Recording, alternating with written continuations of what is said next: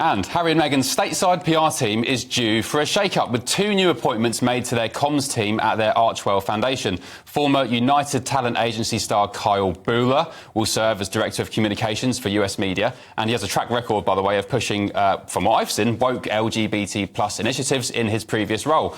And also Charlie Gibson, a Brit previously on the books at Haribo, no less, the sweet company. He'll be appointed as Director of Communications at the couple's press headquarters for Europe. So, Charlotte, welcome to the show. Thanks. Do you believe, or is this kind of a sign that Harry and Meghan are trying to, improve relations with the media back in Europe? Because my experience, right, over the past couple of years, I worked at The Sun for a while, whenever we went to Archewell for comment, you just get stonewalled, you wouldn't get anything. Yeah. So is this kind of a shift in position from Harry and Meghan? Yeah, in terms of that, this is absolutely a pivot point for Harry and Meghan, because as you know from The Sun, there was a blanket ban on communicating with Harry and Meghan, and often we did anyway because we were just trying to do our due diligence. So you'd write to them and say, we're running a story, would you like to comment? Nothing back for years and years and years. And in fact, the complete opposite, we will not engage with any press. And now here we go, we've got a UK press officer. So in some ways, it's a pivot point, but in other ways, why have they appointed this guy who has no tabloid media experience? He's going to get eaten by the wolves. I think it's a really surprise appointment, and not in a good way. And also, by the way, just a little anecdote. When we used to go to Archewell for comment on things, and they wouldn't reply, if there was something they weren't happy with the subsequent story, you'd hear from them then. Oh, yeah. They'd say, what the hell are you doing? It's like, totally. Well, man your comms team, pal. And we'd say, we've emailed you 3 times, we've begged you for guidance, we want to be accurate, we've asked you to help us be accurate, nothing. Then if there's a slight mistake, I'm talking tiny, they'd go completely crazy in the aftermath. The really interesting thing here is that these two appointments are team additions and not, as we've seen over the past couple of years, replacing staff, some who have reportedly been disgruntled with Harry and Meghan. Yeah. They've not been replaced, so it's an addition to their team. Yeah, so their current woman's been promoted up and then these guys have been brought in. And, don't forget they've lost 17 people in 6 years. Not How many, sorry? 17? 17. Not just from comms, but all over. It's quite a high turnover of staff. And honestly, I don't want to get off on the wrong foot with Charlie Gibson, but... Have you spoken to him yet? No, I haven't spoken to him yet. I've got his mobile number. I'm preparing to call him. But, one of my friends who does know him said, look, I just don't think he's going to last 5 minutes because his background is, well, put it this way. He used to work for a company called Little Green PR. And, I think he is quite green. I think he is quite green with this kind of stuff. He did a campaign, his company did a campaign with Furbies, and they decorated a Christmas tree with Furbies.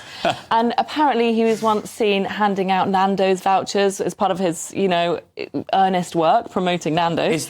Charlotte, is this the same guy who worked at UTA?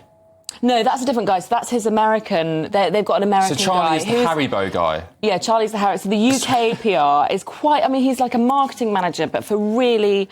I don't know how to say it. It's sort of like dairy milk, Haribo, Furby kind of brands. So in terms of Harry and Meghan's approach to the tabloids, based on this guy's experience, what are they thinking? I think it could be to do with the marketing of her new American Riviera orchard, which, as we know, is so far jam. Yeah. So in a way, he's appropriate for jam. But if he's going to be the point of contact for the whole of the UK tabloid press, he's going to get eaten alive. And as one of my friends put it, he's not going to last 5 minutes. He might be number 18. But let's give him a chance. It's literally day one. Yeah, don't go on the wrong foot. You don't want to say anything now that will leave him miffed. Yeah. Should we move on to something more positive? So after Princess Catherine's recent photo editing scandal, we'll all know what happened with that. Kensington Palace today released this sweet image of Prince Louis taken on his 6th birthday. So the snap was taken by Kate herself, and it appears to have been left, quite crucially, unedited.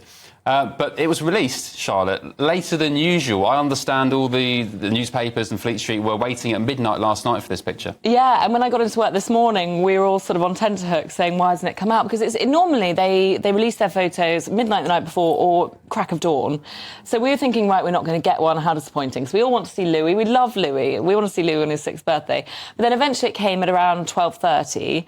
And I think, there had been trepidation. I think there had probably been nervousness. We know that Kate is obviously functioning slightly less rapidly than she used to because she's ill. And who can blame her for the trepidation? Because, of course, since the photos come out, everyone's picked it apart. Everyone's been looking for signs of Photoshop because, of course, that's what's going to happen. And I have to say, there's no signs of Photoshop from what I can tell so far. Well, no, I mean, yeah, if we can just get that picture back up, I mean, you can tell it's not edited because Louis's got, you know, like a scuff or a scratch or something, or a little bit of red on his chin, so it's completely natural. Yeah. Did Kensington Palace make a point of saying it was unedited? I don't think they did. I just think they waited for everyone to pick it apart. Right. But I think maybe some background guidance was given. You know, this isn't edited, but it was obvious. I mean, it would have been the biggest own goal to have photoshopped it in any way.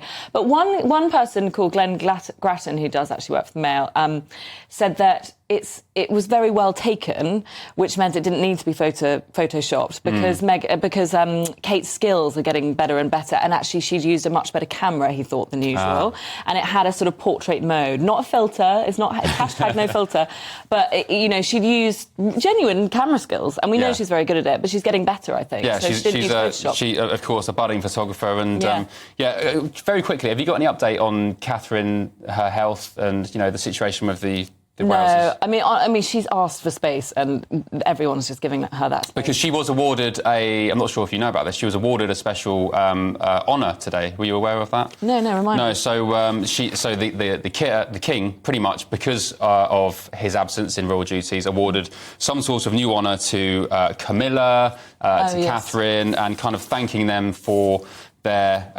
Yes, I saw the Camilla one. So Prince William becomes a Great Master of the Order of the Bath. Catherine is now a Companion of Honour, which recognises achievements in arts, medicine, sciences and public service. And the Queen, Camilla, becomes Grand Master of the Order of the British Empire. So I think it was just a nice nod to, their royal duties amid all the, the health trouble they've experienced. There's nothing more dutiful than releasing that video when she's in the middle of, going through a cancer battle. So full marks to her. And that was all part of the St George's Day Garter revelations appointments. Yeah. I think she deserves it. I can't wait to see her back. Yeah, very excited to see her back. And, of course, we wish her the best of luck with her health, and fingers crossed she's back in the public domain soon. I think the fact she's taking this photo, by the way, is a sign she's getting better. You think? Because, probably took a lot of time and energy, Excellent. Charlotte Griffiths, thank you so much. Royal scoop getter at the Mail on Sunday.